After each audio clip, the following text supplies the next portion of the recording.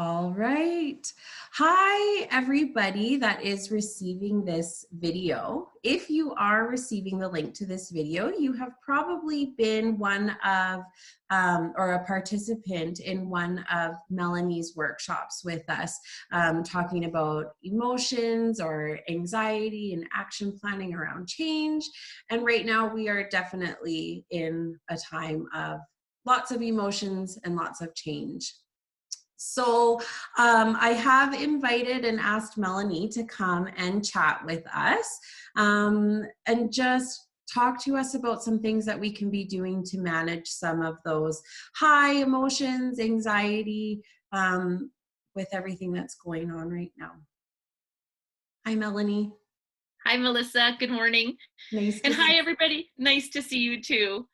Hi, everybody out there. I really wish that we could all be face to face right now. I miss you so much, but times are changing and so are the ways that we're communicating. And so just really grateful that Melissa had the idea of connecting us all through Zoom. And so really appreciating this opportunity to connect with you guys this way and offer you some support during this challenging time. Thank you. So I know for myself, I have been feeling like I'm on a roller coaster of one day is a good day, one day feels like absolute craziness. Things are constantly changing. We've had changes in our own team, talking to the case coordinators. I know that lots of our individuals that had jobs are now laid off, not sure if they're going to get their jobs back, feeling pretty isolated and alone, things like that. You know, Melissa, this is nobody knew this was coming. We didn't have an opportunity to prepare for it. We've never been through something like this before in the whole world. I mean, especially in our generation, there's just been nothing like it before. So people are really struggling to figure out how to get through it. What does it mean for them? What does it mean for their families? Mm-hmm. Um, you know, going from day to day is a struggle because all what we knew was normal is no longer normal. We are in an absolutely different time of change and adaptation. Yeah.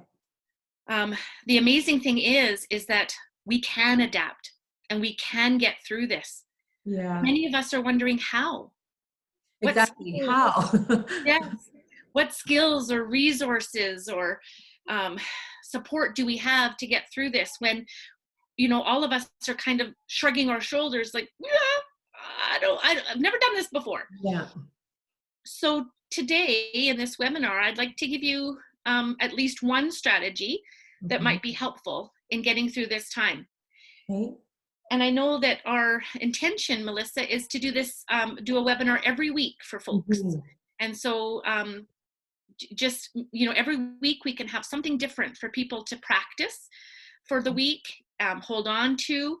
Again, because it's recorded, people can at any time pause this recording if we're moving too fast, or if you want to stop and practice things as we go, then please feel free to pause this recording. Or go and watch the recording again, right? Use it more than one time.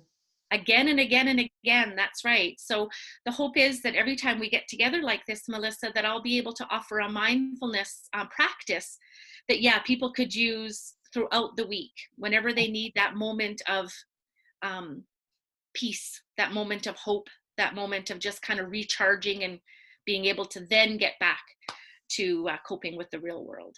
That sounds lovely. Yeah. Thank So today I thought I would talk about self-compassion. And I you. think for a lot of folks that might seem like well, what do you mean self-compassion? Why wouldn't we just start with the how to get through and trudge through every day? But to be honest, in my discussions with folks and what you've been hearing from the coordinators as well, I believe that self-compassion is one of our most powerful tools in this time of change. And the reason I believe that is because I have found in my conversations with people is that a lot of folks are struggling not only with what's going on in the world, but with how they're reacting to it. Mhm. And our tendency in our minds is to start blaming ourselves or criticizing ourselves. Like, okay, well, I've got all this time at home. Why am I not being productive? Yeah. Why is my house still a mess? This is my brain because I'm looking around. Why am I not, doing these projects that have been on hold while I've been employed and otherwise busy? Why am I just sitting around feeling sorry for myself? Why is this bothering me? Especially if people are comparing themselves to people that they see in the grocery store or on TV that look like they're doing just fine with the pandemic and the self-isolation. Yeah. Or people that have started some kind of a project or taken something big on. And there's some days where I know I feel no motivation. Like, how could I possibly want to start a new big project when I'm feeling this way? Yeah. One of the things that I have repeatedly said to myself in the last 4 weeks is, why am I so tired? Mm-hmm. Not going anywhere. I'm just sitting at home. I mean, most of the time I feel like I'm kind of just relaxing or watching TV. But so then I get down on myself. Why are you so tired, Melanie? What's Yeah. wrong with you? Yeah. Hmm. It sounds like there definitely is that need for self-compassion. Self-compassion is so powerful Mm-hmm. because we don't even realize the criticism, the blaming, the labeling, the ways that we talk to ourselves so poorly in our minds. Mm-hmm. It's so natural to many of us that we just don't even realize it. Yeah. Learning how to treat ourselves like our own best friend is so important because, number one, it changes the language that we use towards ourselves. Mm-hmm. We often criticize ourselves in ways that we would never say to other people. Like, when Never. would I ever say to my best friend, you are being a lazy person? Why don't you just get up off that couch and get going on something? Yeah. Why is your house dirty? That's right. Yeah. You live in a pigsty. Yeah, do something. That's right. And Yeah. so knowing that I would treat my friend with more respect and gentleness and a calm voice, knowing that I have that capacity, Mm-hmm. it just is a matter of changing that and allowing myself to talk to myself that way. Yeah. The other thing that it does is it self-compassion helps us to pause in the moment of suffering. Things aren't going very well, we're upset about something. Self-compassion reminds us to just take a moment, check in with ourselves, and take a break from whatever is distressing us, which is Yeah. invaluable. Yeah. And it's so nice to hear, Melanie, that even though we're not in the same space and directly connected, that so many of the things that you're sharing, I can relate with and empathize with. Absolutely. And you know what? That's amazing that you say that, because that's the other thing that self-compassion does for us. It prompts us to see how we're sharing in the suffering with every other human. Yeah. You And know, we suddenly it doesn't feel so lonely. That's right. And Yeah. suddenly we're not the only ones struggling with it. Yeah. Yeah. So if we're just human like everybody else, then we're doing the right thing. We're Yeah. we're we're doing okay. Yeah. Yeah. And the one thing about this coronavirus, Melissa, is that we all are. I mean, the whole world is struggling with the same thing. Yeah. There's no way that each of us could say, oh, well, I must be the only one. Yeah. Even though it can feel that way because we're isolated or some of us are quarantined across the world, we are all in this. We are all struggling with this. Yeah, Yeah. absolutely. So let me take you through the self-compassion mindfulness, if that Okay. would be okay. Sounds lovely. So I'll just invite you to get comfortable in your chair, just relax. If you want to close your eyes, close your eyes. If you don't, that's okay. You can just softly gaze towards something in front of you that will not move, so something Okay. that will distract you. Okay. However you want to just get into the kind of a comfort zone. And then I'm going to ask you to, number one, just pause and sense how you're feeling. Remember the struggle that you're in right now, the last week, the last 4 weeks. bring to mind the struggle, bring to mind the feelings that you've been having physically, emotionally, bring to mind the sensations that you've been having, maybe a little bit of a, faster heartbeat, or maybe a feeling of butterflies in your belly, whatever that is. And I want you to just think about a statement that acknowledges that feeling, like, this is suffering, or I am struggling. It could be a short statement like, yep, I'm feeling overwhelmed, or this is hard. So that first step is just about acknowledging what you're going through. Rather than avoiding it, denying it, trying to chase it away, you're inviting it in and acknowledging that, yep, this is what's happening for me. And I can face it, I can be with it because it's already a part of me.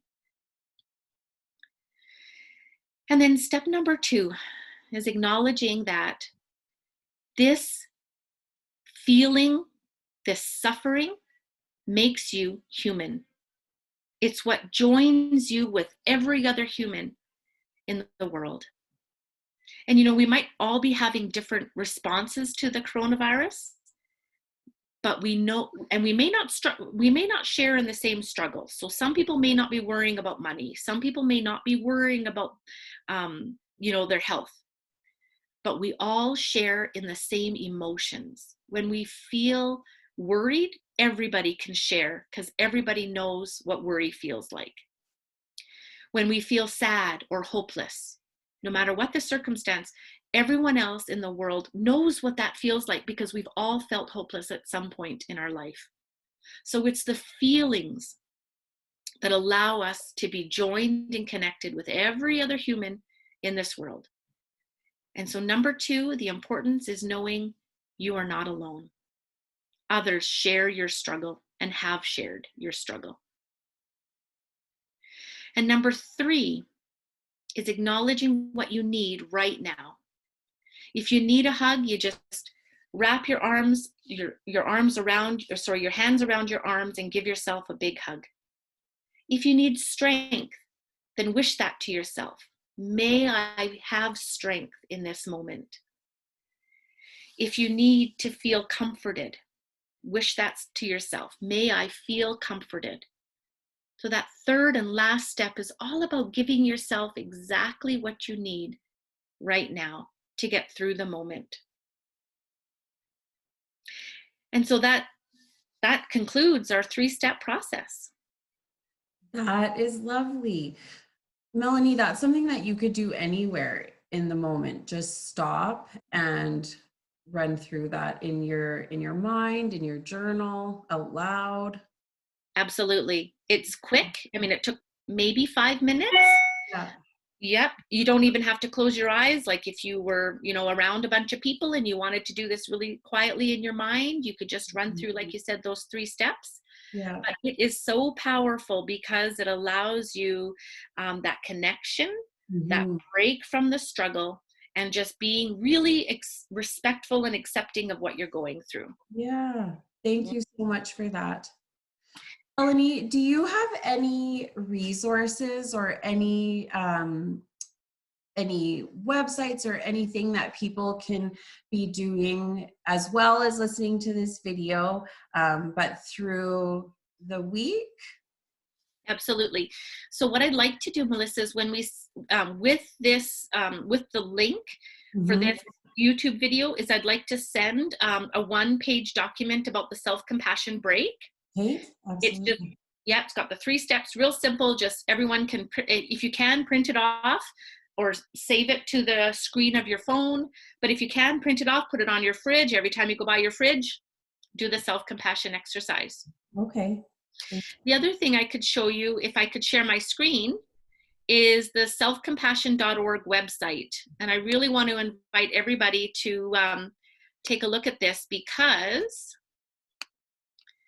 I'll just get there in a moment here. Selfcompassion.org.